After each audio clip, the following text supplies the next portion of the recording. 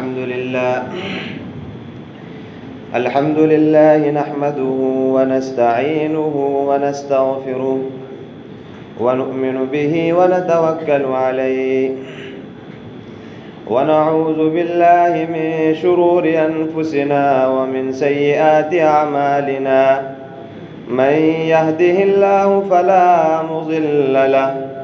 ومن يضلله فلا هادي له ونشهد أن لا إله إلا الله وحده لا شريك له ونشهد أن سيدنا محمدًا عبده ورسوله أما بعد محترم المقام معزز و مکرم عزیز ساتھیوں اور گھر میں سن رہی اسلام کی پردہ نشین میری ماں و بہنوں،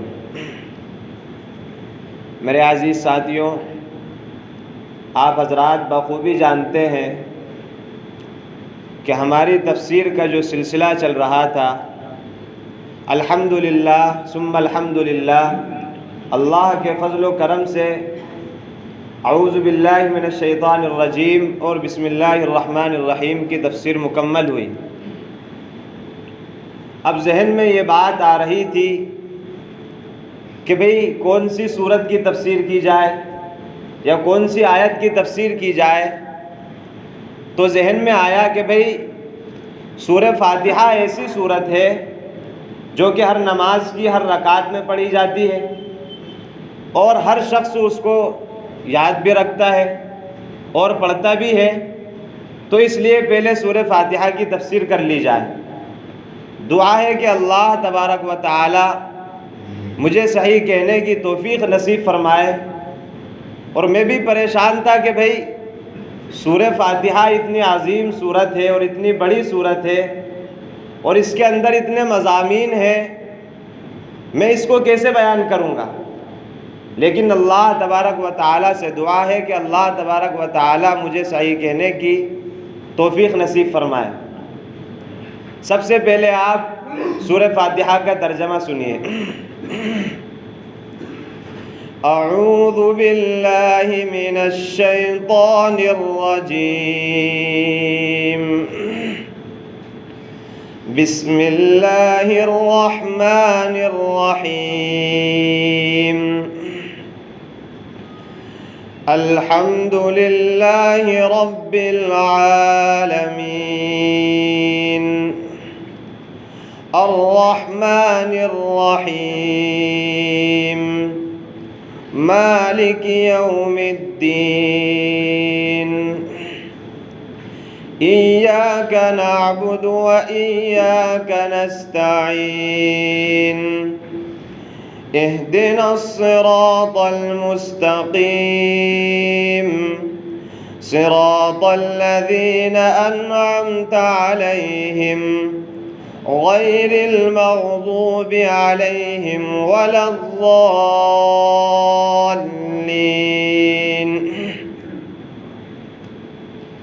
تمام تعریفیں اللہ تبارک و تعالی کے لیے ہیں جو تمام جہانوں کا پرورش کرنے والا ہے، جو بے حد مہربان اور بڑا ہی رحیم ہے، جو روز جزا کا یعنی قیامت کے دن کا مالک ہے۔ ہم آپ کی ہی بندگی کرتے ہیں اور آپ ہی سے مدد طلب کرتے ہیں، ہمیں سیدھا راستہ دکھلائیے، ان لوگوں کا راستہ جن پر آپ نے فضل کیا، نہ کہ ان لوگوں کا راستہ جن پر آپ کا غضب یعنی غصہ نازل ہوا اور جو لوگ گمراہ ہوئے۔ میرے عزیز ساتھیوں، سورہ فاتحہ قرآن کریم کی وہ سب سے پہلی سورت ہے جو پوری مکمل نازل ہوئی۔ اب آپ یہ کہیں گے کہ بھئی آپ نے تو ابھی پہلے بتایا تھا کہ اقرأ بسم ربک الذی خلق یہ نازل ہوئی، تو اس کا جواب یہ ہے کہ بھئی یہ جو اقرأ بسم ربک الذی خلق ہے، یہ پوری سورت مکمل ایک ساتھ نازل نہیں ہوئی، بلکہ اس کی کچھ شروع کی آیتیں وہ نازل ہوئیں، پھر اس کے بعد سورۃ المدثر کی کچھ آیتیں ابتدا کی نازل ہوئیں، پھر سورہ فاتحہ یہ مکمل طور پر پوری سورت نازل ہوئی۔ اس لیے یہ کہا گیا ہے کہ بھئی سورہ فاتحہ قرآن کریم کی وہ سورت ہے جو سب سے پہلے مکمل نازل ہوئی، یعنی اس سے پہلے کچھ آیتیں نازل ہوئی ہیں، لیکن سورہ فاتحہ یہ مکمل سب سے پہلے قرآن کریم کے اندر نازل ہوئی۔ اور یہ سورت ایسی سورت ہے اور اس کو یہ خصوصیت حاصل ہے کہ یہ مکہ کے اندر بھی نازل ہوئی اور مدینہ کے اندر بھی نازل ہوئی، یعنی 2 مرتبہ نازل ہوئی۔ اس لیے اس سورت کی فضیلت اور اس سورت کا ثواب وہ بہت زیادہ ہے۔ بخاری شریف کی روایت ہے، ایک صحابی فرماتے ہیں کہ میں نماز پڑھ رہا تھا، رسول اللہ صلی اللہ علیہ وسلم نے مجھے بلایا، لیکن میں نماز کے اندر تھا تو میں اس وقت نہیں گیا۔ جب میری نماز مکمل ہو گئی تو میں پھر آپ صلی اللہ علیہ وسلم کے پاس تشریف لے گیا، تو اللہ کے رسول صلی اللہ علیہ وسلم نے ارشاد فرمایا، کیوں بھائی میں نے آپ کو بلایا تھا، اس وقت آپ نہیں آئے اور اب تشریف لائے؟ تو صحابی نے عرض کیا کہ اللہ کے رسول میں نماز پڑھ رہا تھا۔ تو اللہ کے رسول نے فرمایا، بھائی قرآن کریم کے اندر اللہ رب العزت نے یہ فرمایا کہ ادعونی استجب لکم، جب اللہ کے رسول بلائیں تو آ جایا کرو۔ پھر اس کے بعد اللہ کے رسول نے فرمایا کہ میں مسجد سے نکلنے سے پہلے تمہیں ایک قرآن کریم کی سب سے بڑی سورت سکھاؤں گا۔ تو صحابی عرض کرتے ہیں کہ میں اللہ کے رسول کے ساتھ تھا، اللہ کے رسول جب مسجد سے نکلنے لگے تو میں نے کہا کہ اللہ کے رسول آپ نے کہا تھا کہ میں قرآن کریم کی سب سے بڑی سورت آپ کو سکھاؤں گا، اور آپ اب مسجد سے نکلنے والے ہیں تو وہ قرآن کریم کی سورت مجھے بتا دیجئے۔ تو اللہ کے رسول نے فرمایا کہ وہ سورہ فاتحہ ہے۔ اب آپ کہیں گے کہ بھئی سورہ فاتحہ تو 7 آیات پر مشتمل ہے، سورہ بقرہ 2.5 پارے کے اندر ہے، پھر سورۃ آل عمران مکمل تقریباً 1 پارے کے اندر ہے، اس سے بڑی بڑی صورتیں قرآن کریم کے اندر ہے۔ تو اس کا جواب یہ ہے کہ بھئی ثواب کے اعتبار سے سورہ فاتحہ یہ بڑی ہوئی ہے، کیونکہ اس کے اندر اللہ رب العزت کی تعریف کرنا ہے، اور اللہ رب العزت کو اپنا معبود ماننا ہے، اور اللہ رب العزت کو اس قابل ماننا ہے کہ ہم اللہ رب العزت سے دعا کریں، ہم اللہ رب العزت سے اپنی مدد طلب کریں۔ اس کے اندر اس بات کا اقرار کیا جاتا ہے، اس وجہ سے سورہ فاتحہ کے اندر بڑا ثواب ہے۔ میرے عزیز ساتھیوں، اللہ رب العزت نے الحمدللہ رب العالمین یہ جو آیت ہے اس کے اندر ہمیں اس بات کی تعلیم دی کہ ہم اللہ رب العزت کی تعریف کیا کریں۔ الحمدللہ کے معنی ہی یہی ہے کہ تمام تعریفیں اللہ رب العزت کے لیے ہیں۔ تو اس کے اندر ہمیں اس بات کی تعلیم دی جا رہی ہے کہ ہم ہر حالت میں اللہ تبارک و تعالیٰ کی تعریف کریں۔ حدیث کے اندر آیا ہے، رسول اللہ صلی اللہ علیہ وسلم نے ارشاد فرمایا کہ جو شخص کھانا کھاتا ہے اور پھر اللہ تبارک و تعالیٰ کی تعریف کرتا ہے،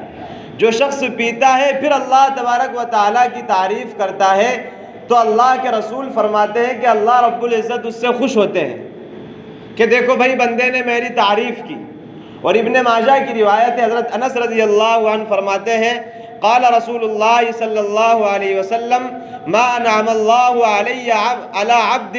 نعمتا فقال الحمدللہ الا کان الذی اعطى افضل مما اخذ، کہ آپ صلی اللہ علیہ وسلم نے ارشاد فرمایا کہ اللہ تبارک و تعالیٰ کسی بندے پر کوئی نعمت دے، کسی بندے کو کوئی نعمت دے، اور جب وہ نعمت اس کو حاصل ہو جائے تو پھر وہ الحمدللہ کہے، تو اس کا یہ جو الحمدللہ کہنا ہے یہ اس نعمت سے بڑا ہوا اجر ہے اس کا۔ ایک دوسری روایت میں ہے، اس کے بھی راوی حضرت انس ہیں، وہ فرماتے ہیں کہ رسول اللہ صلی اللہ علیہ وسلم نے ارشاد فرمایا لو ان الدنیا كلها بحذافيرها بيد رجل من امتی ثم قال الحمد للہ لكانت الحمد للہ افضل من ذاك، کہ رسول اللہ صلی اللہ علیہ وسلم نے ارشاد فرمایا کہ اگر میری امت میں سے کسی شخص کو ساری دنیا دے دی جائے اور دنیا کے اندر جتنی نعمتیں ہیں وہ بھی اس کو دے دی جائیں، پھر وہ کیا کرے، صرف الحمدللہ کہہ دے، یعنی یہ کہتے کہ بھئی یہ ساری دنیا اور یہ جو نعمتیں مجھے حاصل ہوئی ہیں یہ صرف اللہ تبارک و تعالیٰ کی طاقت سے حاصل ہوئی ہیں، اللہ تبارک و تعالیٰ کی عطا سے حاصل ہوئی ہے، اور وہ اس پر اللہ تبارک و تعالیٰ کا شکر ادا کرے۔ تو اللہ کے رسول فرماتے ہیں کہ بھئی اس کا یہ الحمدللہ کہنا اور اللہ تبارک و تعالیٰ کا شکر ادا کرنا یہ دنیا اور دنیا کی ساری نعمتوں سے بڑھ کر ہے۔ اب آپ کے ذہن میں یہ آئے گا کہ بھئی الحمدللہ یہ اتنا سا جملہ ہے اور دنیا اور اس کے اندر اتنی بڑی نعمتیں، یہ تو بہت بڑی چیز ہے، تو یہ الحمدللہ یہ ساری دنیا اور اس کی نعمتوں سے بڑا کیسے ہو گیا؟ تو اس کا جواب یہ ہے کہ بھئی یہ دنیا اور دنیا کے اندر جتنی بھی چیزیں ہیں یہ سب ختم ہونے والی ہیں۔ ایک دن آئے گا کہ یہ سب چیزیں ختم ہو جائیں گی، آسمان پھٹ جائے گا، آسمان گر جائے گا، زمین پھٹ جائے گی، سورج، چاند، ستارے، تمام مخلوقات، یہاں تک کہ تمام فرشتے اور تمام انسان سب ختم ہو جائیں گے، اور الحمدللہ یہ ایک نیک عمل ہے، اور نیک عمل وہ باقی رہنے والا ہے۔ قرآن کریم کے اندر اللہ رب العزت نے ارشاد فرمایا وَالْبَاقِيَاتُ الصَّالِحَاتُ خَيْرٌ عِنْدَ رَبِّكَ ثَوَابًا وَخَيْرٌ عَمَلًا، کہ نیک عمل یہ اللہ رب العزت کے پاس باقی رہتا ہے۔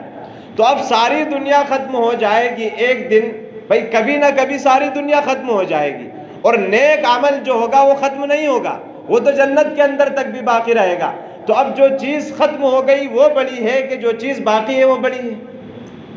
بھئی سیدھا سا جواب ہے کہ جو چیز باقی رہے گی وہی بڑی ہے۔ تو اس وجہ سے ساری دنیا کے مقابلے میں اور ساری دنیا کی نعمتوں کے مقابلے میں الحمدللہ کہنا یہ زیادہ بڑی چیز ہے، کیونکہ یہ باقی رہنے والی ہے اور دنیا یہ سب ختم ہونے والی ہے۔ میرے عزیز ساتھیوں، اور اب سوال یہ ہے کہ بھئی حمد کہتے کسے ہیں؟ یعنی اللہ تبارک و تعالیٰ کی تعریف کرنا اور اس کا شکر ادا کرنا، یہ کہتے کسے ہیں؟ بھئی یہ تو ہمیں معلوم ہو گیا کہ ہمیں ہر جگہ اللہ تبارک و تعالیٰ نے حمد کی تعلیم دی اور حمد کو ہمیں سکھایا، لیکن حمد کہتے کسے ہیں اور حمد کا ثواب کیا ہے؟ یہ دو چیزیں ہمیں سمجھنا ہے، کیونکہ سورہ فاتحہ کی سب سے پہلی جو آیت ہے الحمدللہ رب العالمین، اس میں الحمدللہ اتنے چھوٹے سے جملے میں ہمیں اس بات کی تعلیم دی گئی کہ ہم اللہ تبارک و تعالیٰ کی تعریف کریں، اس کا شکر ادا کریں۔ تو اللہ تبارک و تعالیٰ کی تعریف کسے کہتے ہیں؟ تو میرے عزیز ساتھیوں، شقیق ابن ابراہیم رحمہ اللہ فرماتے ہیں کہ بھئی اللہ کی تعریف تین چیزوں کا نام ہے۔ کتنی؟ تین چیزوں کا نام ہے۔ سب سے پہلی چیز تو یہ ہے کہ بھئی بندہ اس بات کو جان لے کہ دینے والا کون ہے، یعنی جو نعمت اس کو حاصل ہوئی ہے اور جو چیز اس کے پاس آئی ہے تو اس پر وہ اللہ تبارک و تعالیٰ کی تعریف کر رہا ہے، تو اس کا مطلب یہ ہے کہ سب سے پہلے وہ یہ چیز جانے کہ یہ چیز دی کس نے ہے ہمیں۔ مثال کے طور پہ اللہ تبارک و تعالیٰ نے ہمارے جسم کے اندر طاقت دی، ہماری آنکھوں کے اندر دیکھنے کی صلاحیت دی، ہماری زبان کے اندر بولنے کی قوت دی، اور ہمارے کانوں کے اندر سننے کی قوت دی۔ تو اب یہ تمام طاقتیں دی کس نے؟ سب سے پہلے آدمی اس بات کو سمجھ لے۔ تو جب وہ یہ بات سمجھ لے گا تو یقیناً اس کا جواب یہی ہوگا کہ اللہ تبارک و تعالیٰ نے مجھے دی ہے۔ اور دوسری بات حمد کی تعریف کے اندر یہ آتی ہے کہ بھئی وہ یہ سمجھ لے کہ وہ جو اللہ تبارک و تعالیٰ نے اس کو دیا ہے اس پر راضی ہو جائے۔ مثلا اللہ تبارک و تعالیٰ نے اس کو آگ میں دیکھنے کی قوت دی ہے، اور مثال کے طور پر اس کے ہاتھ میں یہ طاقت نہیں ہے کہ وہ اپنے اس ہاتھ سے کام کر سکتا ہے، مگر اللہ تبارک و تعالیٰ نے اس کو دیکھنے کی بھی قوت دی ہے، سننے کی بھی قوت دی ہے، لیکن ہاتھ میں طاقت نہیں ہے۔ تو اب وہ اس پر راضی ہو جائے، اس پر گلہ شکوہ نہ کرے کہ یار میرے ایک ہاتھ سے کچھ کام ہی نہیں ہوتا ہے، اللہ تبارک و تعالیٰ نے مجھے اس کے اندر طاقت ہی نہیں دی۔ تو یہ جو کچھ اللہ تبارک و تعالیٰ نے دیا ہے اس پر راضی ہو جائے، جو کچھ مال اللہ تبارک و تعالیٰ نے ہمیں دیا ہے اس پر راضی ہو جائے۔ میرے عزیز ساتھیوں، ہمیں تو اللہ تبارک و تعالیٰ نے اتنی نعمتیں دے رکھی ہیں کہ ہم صبح کا کھانا بھی تو اچھے سے کھاتے ہیں، دوپہر کا بھی کھاتے ہیں، شام کا بھی کھاتے ہیں، ساری اچھے ہم کپڑے پہنتے ہیں، لیکن ہم جب کھائیں تو اس وقت یہ بات سوچیں کہ دنیا کے اندر وہ لوگ بھی ہیں جنہوں نے ابھی کھانا نہیں کھایا۔ جب ہم دنیا کے اندر ایسے بھی لوگ ہیں کہ جو صبح کے اندر کھانا کھاتے ہیں تو ان کو شام کی فکر ہوتی ہے کہ بھئی شام کے اندر ہم کیا کھائیں گے، کیونکہ ان کے گھر کے اندر وہ طاقت نہیں ہوتی، ان کے اندر ان کے یہاں کوئی مال نہیں ہوتا، تو پھر وہ اس بات کو سوچتے ہیں کہ ہم شام کو کیا کھائیں گے۔ جب ہم شام کو سوئیں تو اس وقت اس بات کا احساس کریں کہ اللہ تبارک و تعالیٰ نے مجھے گھر دیا ہے اور اتنا عظیم بستر دیا ہے، اور بہت سارے وہ لوگ ہیں جو روڈ کے اندر پڑے ہوئے ہیں، جو دریاؤں کے اندر پڑے ہوئے ہیں، جو جنگلوں کے اندر پڑے ہوئے ہیں، نہ ان کے پاس مکان ہے اور نہ ان کے پاس بستر ہے اور نہ ان کو اوڑھنے کے لیے کوئی کمبل اور شال ہے۔ تو میرے عزیز ساتھیوں، حمد کا اور شکر کا یہی مطلب ہے کہ جو کچھ اللہ تبارک و تعالیٰ نے ہمیں دیا ہے ہم اس پر راضی ہو جائیں، اور ہم یہ سمجھیں کہ بھئی اللہ نے جو کچھ مجھے دیا ہے وہ بہت ہے۔ اگر اللہ تبارک و تعالیٰ مجھے آنکھ سے دیکھنے کی قوت نہیں دیتا تو میں کیا کر لیتا؟ بھئی جن لوگوں کے پاس آنکھ کے اندر دیکھنے کی صلاحیت نہیں ہے، جو لوگ نابینا ہیں، آپ ان سے جا کر پوچھئے کہ بھئی آپ کے پاس آنکھ نہیں ہے تو پھر آپ کیا محسوس کر رہے ہیں؟ جو لوگ اپنی زبان سے نہیں بول سکتے، آپ ان سے جا کر پوچھئے کہ بھئی آپ زبان سے نہیں بول سکتے تو آپ کیسا محسوس کر رہے ہیں؟ ہو سکتا ہے وہ اپنی زبان سے تو جواب نہیں دے گا کیونکہ وہ بول نہیں سکتا، لیکن اس کے آنکھوں سے جو آنسو نکلیں گے وہ آپ کو جواب دے دیں گے، اور وہ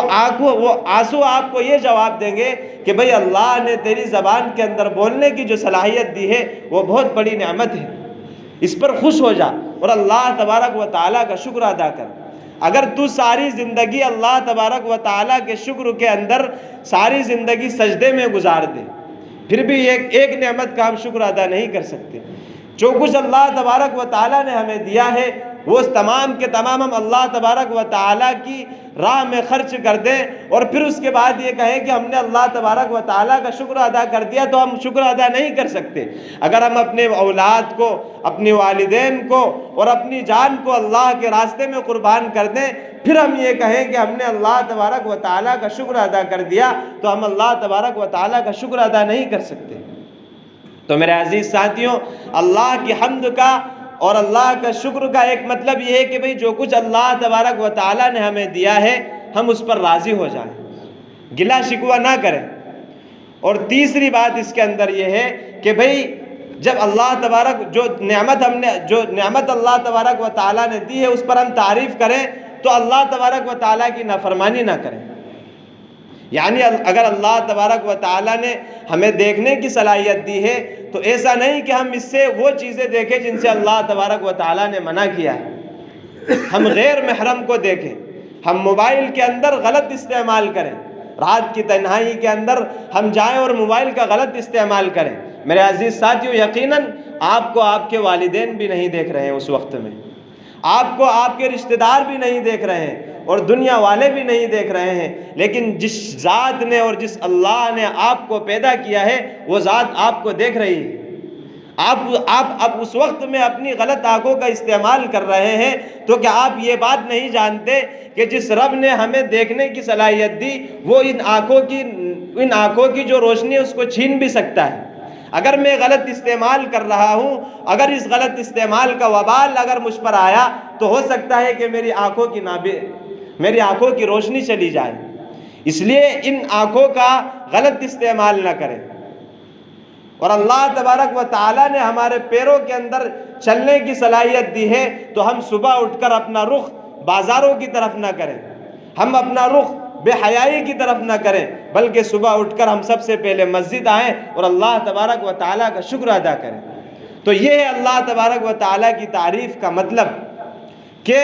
ہم اللہ تبارک و تعالیٰ کو جان لیں اور دی ہوئی نعمت کو جان لیں اور ہم اللہ تبارک و تعالیٰ کی ناشکری نہ کریں۔ یہ ہے اللہ تبارک و تعالیٰ کی تعریف کا مطلب۔ اور میرے عزیز ساتھیوں، اب سوال یہ ہے کہ بھئی اللہ تبارک و تعالیٰ کی تعریف کا ثواب ہمیں کیا ملے گا؟ جب ہم اللہ تبارک و تعالیٰ کی تعریف کریں گے تو ہمیں اس کا ثواب کیا ملے گا؟ تو سب سے پہلا تو بھائی میں یہ کہتا ہوں کہ اگر کچھ ثواب نہ ملے پھر بھی کیا دقت ہے؟ جب اللہ نے ہمیں وجود دیا ہے تو یہی اس کی سب سے بڑی نعمت ہے۔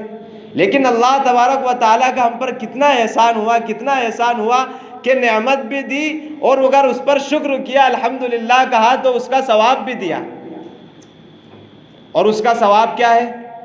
ایک تو میں نے ابھی آپ کو بتایا کہ بھئی ساری دنیا اور اس کی نعمتوں سے بڑھ کر الحمدللہ کہنا ہے،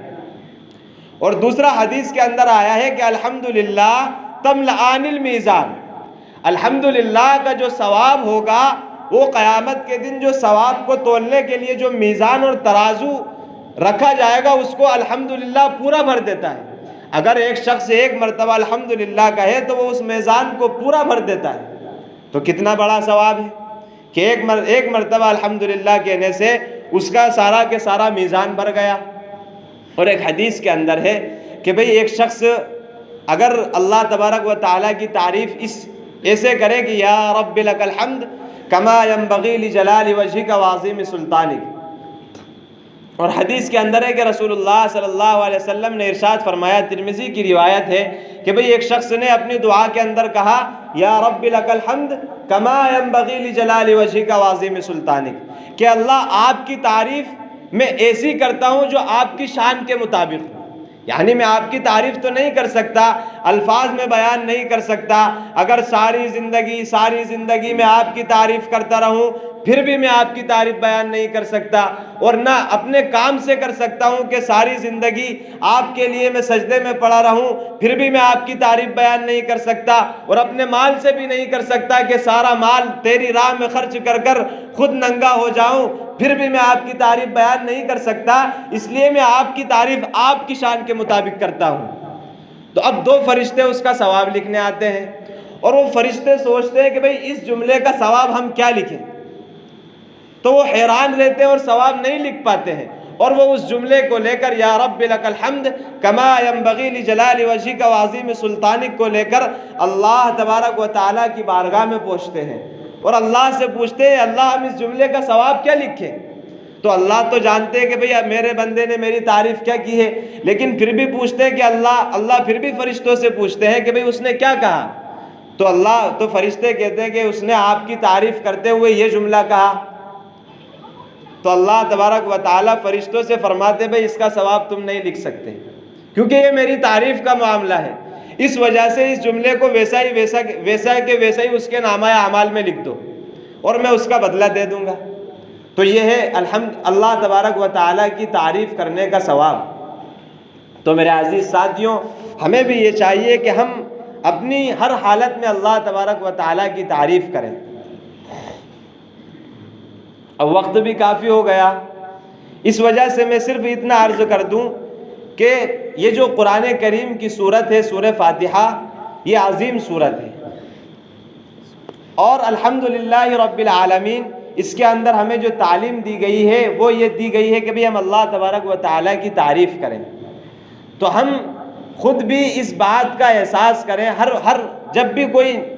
کوئی ہمارا کام ہو جائے یا نہ بھی ہو، کوئی بھی اچھی یا بری حالت آئے تو ہم اس میں اللہ تبارک و تعالیٰ کی تعریف کریں، اور خود بھی کریں اور اپنے بچوں کو بھی اس کی تعلیم دیں۔ مثلا بچے نے کوئی اچھا کام کر دیا تو اب بچہ کہے گا کہ میں نے اپنی طاقت سے کر دیا،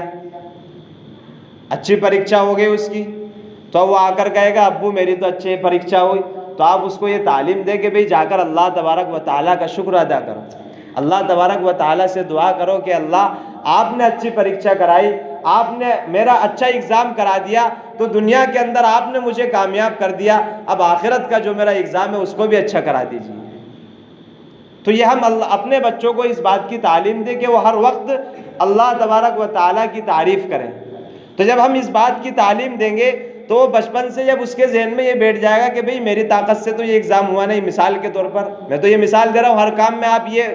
اسی کو لے کر چلیں، تو جب وہ اپنے ہر کام میں سوچے گا کہ بھئی میں نے اچھا ایگزام کیا تو یہ اللہ تبارک و تعالیٰ کی طاقت سے ہوا، میں نے اچھے کپڑے پہنے تو یہ اللہ تبارک و تعالیٰ کی طاقت سے ہوا، وہاں بھی آپ نے اس سے شکر کرایا، میں نے اچھا کھانا کھایا، وہاں بھی آپ کہیں کہ بھئی اللہ تبارک و تعالیٰ کا شکر ادا کرو کہ اس نے ہمیں اچھا کھانا کھلا دیا۔ تو اب بچہ سوچے گا یار میرا کھانا، میرا پینا، میرا سونا، میرا چلنا، ہر چیز اللہ تبارک و تعالیٰ کے شکر سے ہے، تو پھر اللہ تبارک و تعالیٰ کی عظمت اور محبت اس کے دل کے اندر بیٹھ جائے گی، پھر آگے جا کر اس کو سدھارنے میں آپ کو دقت نہیں آئے گی۔